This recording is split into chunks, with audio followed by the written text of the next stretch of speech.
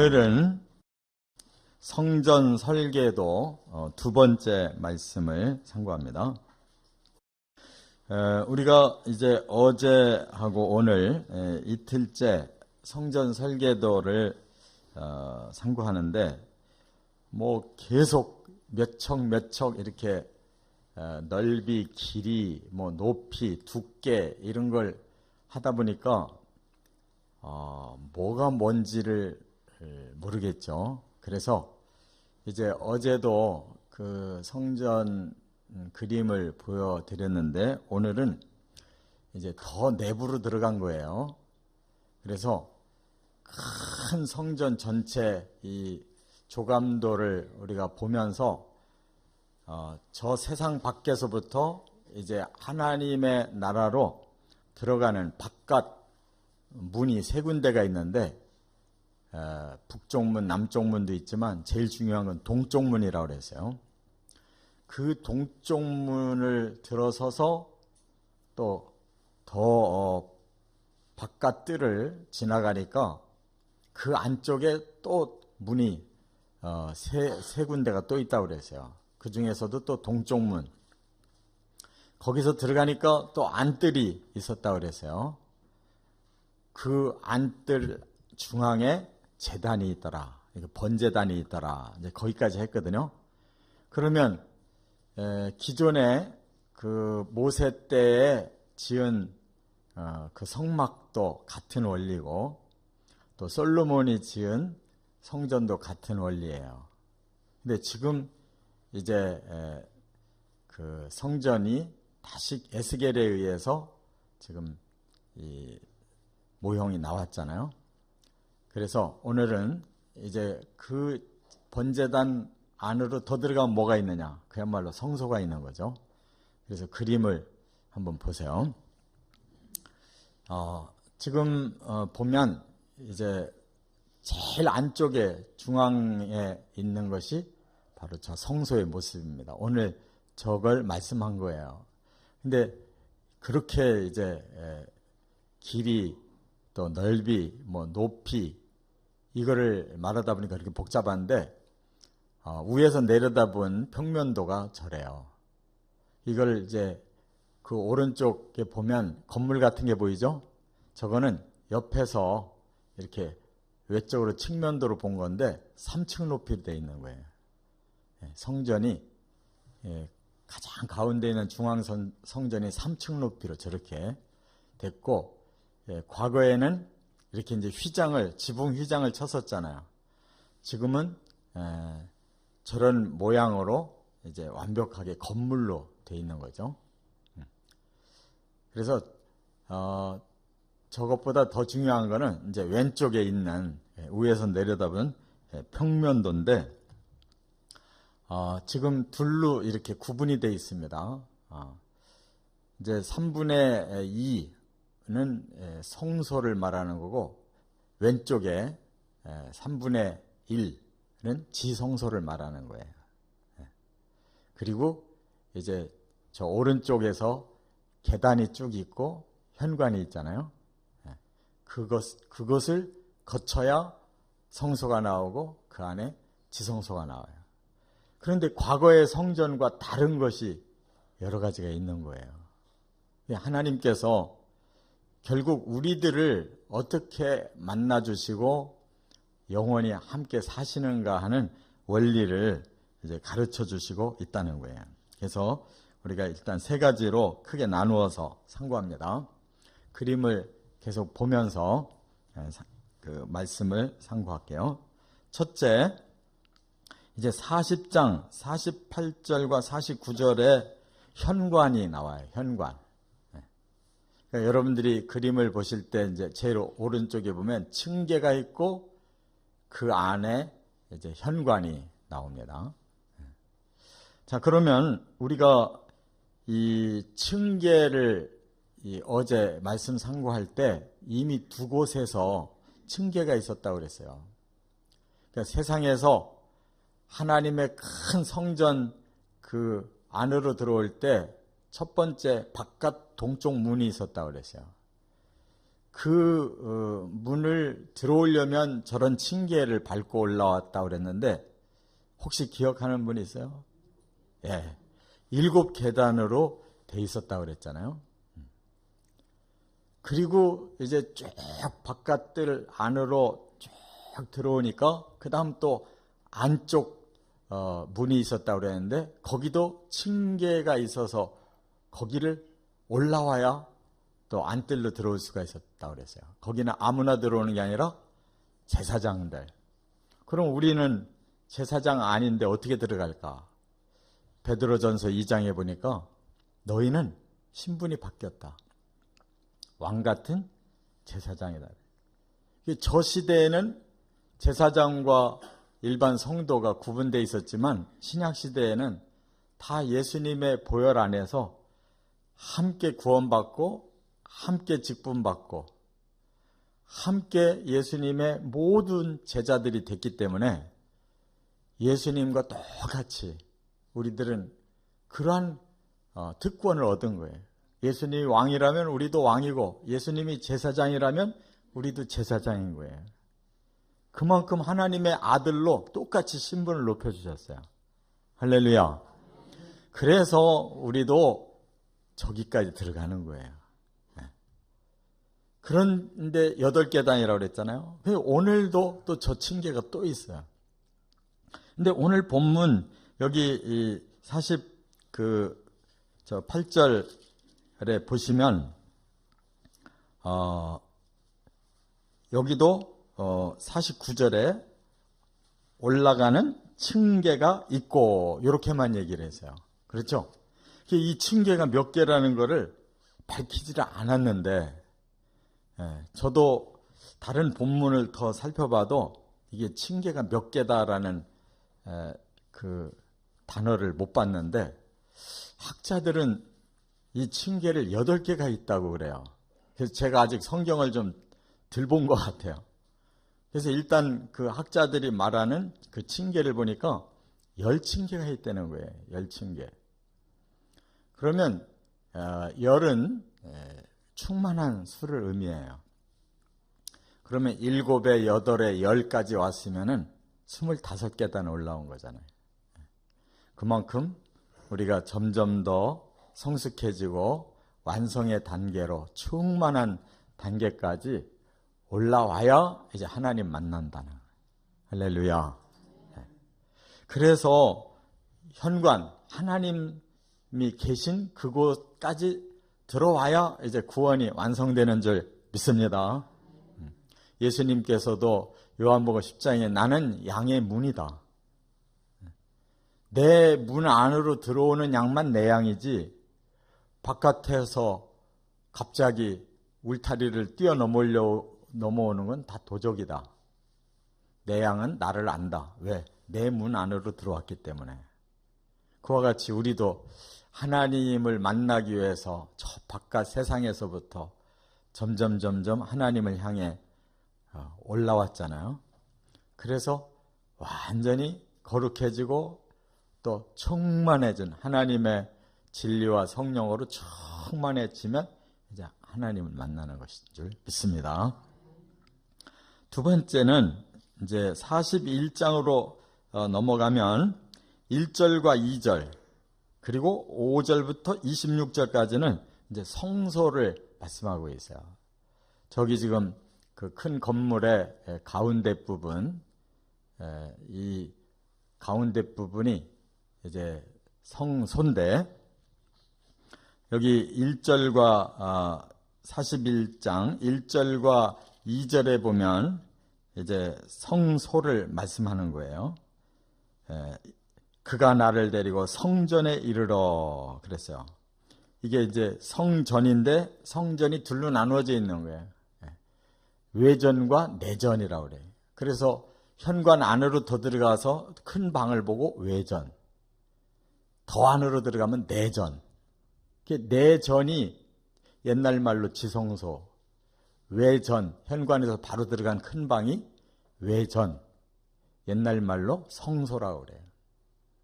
이제 거기는 수시로 제사장들이 드나드는 곳이었어요. 그래서 날마다 거기 들어가서 분향도 하고 등불도 켜고 일주일에 한 번씩은 떡을 올리고 그렇죠? 네, 그런 장소예요. 그런데 이상하게 여기에 그런 것이 없어요. 저 안에 보면 한 가지 제단이 있다고 써 있어요. 뭐라고 써 있나요? 나무 제단이라는 한 가지 있지. 본래 성전을 딱 들어가면 오른쪽으로 떡상이 있고 왼쪽으로 등대가 있어요. 그리고 지성소 바로 앞에 전면에 분향대라는 게 있어요. 그러면 그러한 것이 왜 없어지고 나무 제단 하나만 있을까? 의아하잖아요. 그런데 이 성전이 본래 뭐를 의미하고 있느냐면 바로 우리의 구원을 위한 하나님이 보내시는 구원자를 예표하는 거예요. 그래서 우리가 성전 되시는 예수님 안으로 들어가면 어떻게 구원의 절차가 이루어지냐면 신령한 떡을 우리에게 주셔서 생명을 얻게 하시고 그리고 신령한 빛을 우리가 받아서 그 어두움을 벗고 하나님의 영역 안에 들어가고 그리고 하나님을 만날 수 있는 분향, 예수님의 중보를 통해서 그 향이 하나님 앞에 올라가는데 그것이 우리를 위한 기도라고 그러셨죠. 이렇게 성전이 되시는 예수님 안에 들어갈 때 우리가 이렇게 구원의 절차가 있어요. 근데 이제는 그게 필요 없다는 거예요. 왜? 예수님이 다 완성을 하셨어요. 어떻게 해서 완성이 됐느냐? 성전 되시는 예수님 자신이 다 자신을 희생하셔서 우리로 하여금 그런 구원의 과정을 완성시켜 주셨어요. 그래서 남은 거는 뭐냐? 바로 예수님이 우리를 위해 희생하신 십자가만이 남는다. 그 말이에요. 그래서 구약에서도 나무에 매달린 자는 저주받은 자다 그랬잖아요. 제단이라는 건 뭐예요? 저주를 받는 자리예요. 거기서 희생되는 자리라고요. 그러니까 나무의 제단이라는 것은 바로 십자가의 제단. 우리를 위해 희생하신 그 제단만을 통해서 성전 되신 예수님이 우리를 완전히 구원하셨다 하는 걸 깨달으시기 바랍니다. 그리고 이제 거기에는 이 지성소까지 똑같은 문양이 있어요. 어떤 문양이 있느냐?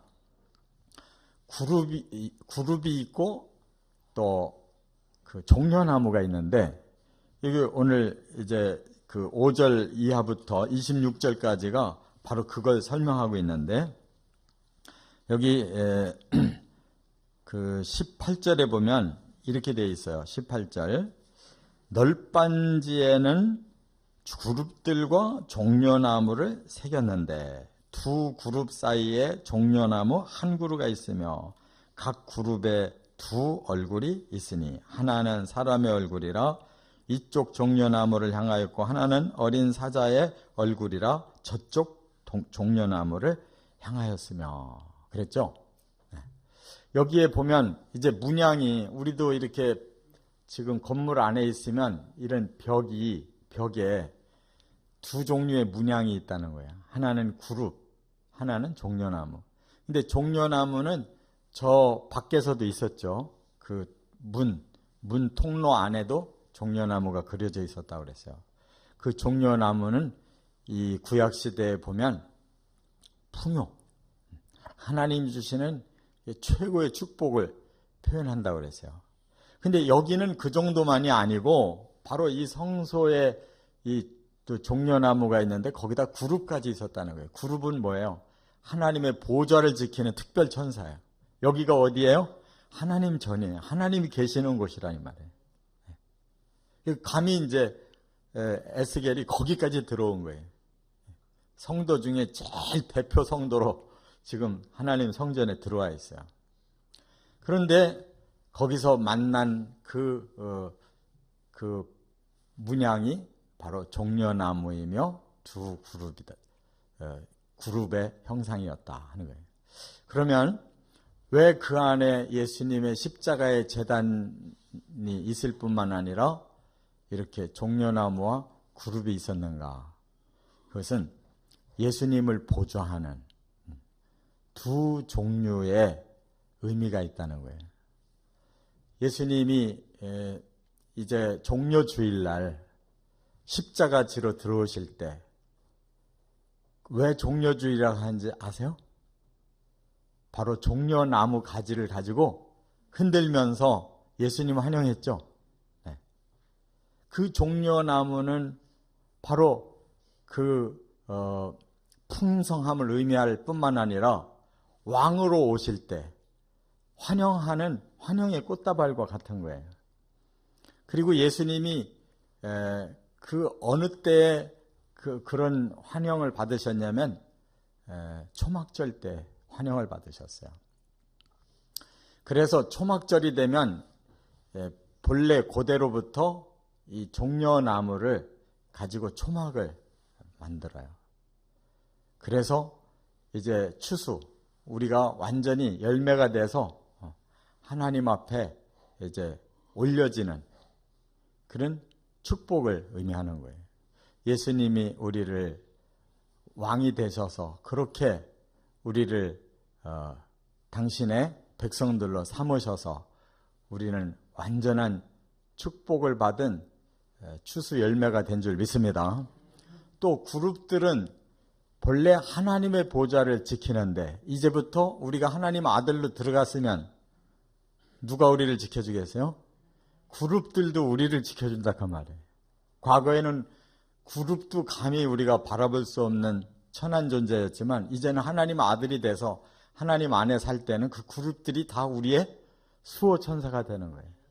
하나님과 우리는 한 가족이 됐기 때문에. 할렐루야. 그래서 여기 그 모습이 사람의 얼굴이며 또한 어린 사자라고 그랬어요. 사람의 얼굴이라는 것은 바로 사람이 존귀함을 의미하는 거예요. 그 그룹들도 이제 사람의 얼굴을 가지고 섬기는 거예요. 우리보다 더 존귀한 얼굴이 아니에요. 사람이 그만큼 존귀해진 거예요. 그리고 어린 사자라고 그랬어요. 사자는 강한 자예요. 그러나 아직 어려요. 그렇다면 더 강한 자는 하나님이시고 우리 성도들인 줄 믿습니다. 이렇게 그 나라는 하나님 안에서 최상의 상태로 우리 성도들이 존귀한 자가 된다는 거 믿으시 바랍니다. 끝으로 세 번째는 41장 3절과 4절에 보면 지성소를 말씀하고 있어요. 드디어 이제 저 안에 지성소가 끝에 있는데 여기가 하나님의 보좌예요. 그러면 과거 성소에는 어떤 것이 있었어요? 그 안에 언약궤가 들어있었죠. 지성소 안에는 언약궤가 들어있어가지고 그 언약궤 위에 판이 속죄소였어요.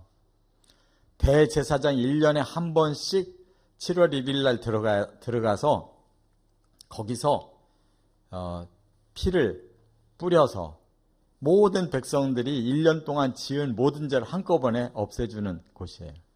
대제사장도 1년에 한 번밖에 안 들어가세요. 그렇기 때문에 평일에는 가려져 있어요. 뭘로? 휘장으로. 그런데 여기에는 휘장이 아니에요. 그냥 문이에요. 현관 문이에요. 왜? 예수님이 십자가에 달려 돌아가실 때 휘장이 어떻게 됐어요? 찢겨졌어요. 더 이상 휘장이 필요 없어요. 언제든지 드나들 수 있는 그런 문이에요. 닫혀있는 문이 아니에요.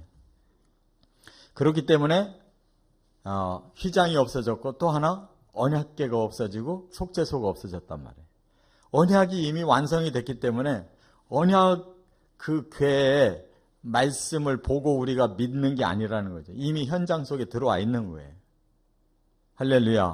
속죄소도 필요가 없어요. 완전해져서 하나님의 자녀로 그 안에 들어와 있기 때문에 다시 속죄받을 필요가 없어요. 없으니까 텅 빈 거예요. 그냥 하나님을 그대로 만나는 거예요. 과정이 필요 없어요. 할렐루야. 요한계시록 22장 보면 그냥 하나님과 우리는 한 곳에서 사는 거예요. 하나님 바라보면 해보다 더 밝기 때문에 다른 햇빛이 필요 없다는 거예요. 이와 같이 우리에게 놀라운 축복을 주시려고 하나님이 우리를 이렇게 언약을 주셔서 지금까지 그 말씀 믿고 살은 건데, 예레미야 3장 16절에 너무 놀라운 선언이 있어요. 예레미야 3장 16절에 뭐라고 그랬느냐? 너희들이 그 언약궤를 다시 찾지 않게 하겠다. 그 말은 뭐예요? 이제 언약이 필요 없는 시대가 온다는 거예요. 완성되면. 그런 놀라운 얘기가 성경에 이미 들어있어요. 그러니까 우리는 지금은 언약을 믿고 언약을 따라 순종에 들어가면 저기까지 가는 거예요. 그 안에 들어가면 이제 언약도 완성되는 줄 깨달으시 바랍니다. 이런 믿음으로 주의 나라에까지 꼭 이루시기를 주의 이름으로 축원합니다.